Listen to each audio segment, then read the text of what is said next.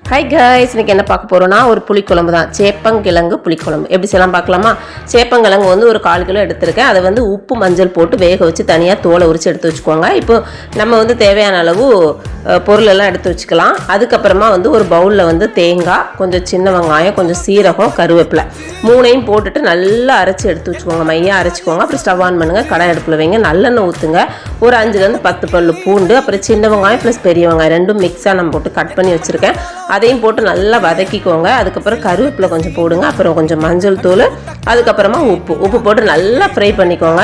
Fry ஆனதுக்கப்புறமா கொஞ்சம் தக்காளி, ஒரு 2லேருந்து 3 தக்காளி போட்டுக்கோங்க. அப்புறம் நம்ம தக்காளியும் போட்டு வதக்கிட்டு அந்த உரிச்சு வச்சுருக்க சேப்பங்கிழங்கையும் உள்ளே போட்டுட்டு நல்லா ஃப்ரை பண்ணுங்கள். அப்புறம் மிளகாத்தூள், மல்லித்தூள் 1 ஸ்பூன் மிளகாத்தூளுக்கு 3-4 ஸ்பூன் வரைக்கும் மல்லித்தூள் சேர்த்துருக்கேன். அதையும் போட்டு நல்லா வதக்கிட்டு இப்போ தேவையான அளவு புளி, ஒரு எலுமிச்சம்பழம் சைஸில் கொஞ்சம் புளிப்பு எக்ஸ்ட்ரா போடலாம், நல்லாயிருக்கும். புளி ஊற்றிட்டு அதுக்கப்புறமா நம்ம வந்து அரைச்சி வச்சுருக்க அந்த தேங்காய் விழுதையும் போட்டுட்டு தேவையான அளவு தண்ணி ஊற்றிட்டு கொஞ்சம் உப்பு போட்டுட்டு நல்லா கொதிக்க விடுங்க. கொதித்து அந்த பச்சை வாசனை போயிட்டு எண்ணெய் பிரிஞ்சு நல்ல குழம்பு வந்து அப்படி காஞ்சி நல்ல வாசமாக வரும், புளிக்குழம்பு வாசம் வரும். இந்த டைமில் வந்து ஸ்டவ் ஆஃப் பண்ணிவிட்டு கருவேப்பிலை தூவிட்டு இறக்கி சர்வ் பண்ணி பார்த்தீங்கன்னா சூப்பராக டேஸ்ட்டாக இருக்கும். நல்ல வாசமாக மணமாக இருக்கும். நீங்களும் செஞ்சு பார்த்துட்டு எப்படி இருக்குன்னு சொல்லுங்கள். பிடிச்சிருந்தா லைக் பண்ணுங்கள், ஷேர் பண்ணுங்கள், சப்ஸ்கிரைப் பண்ணுங்கள். Bye guys.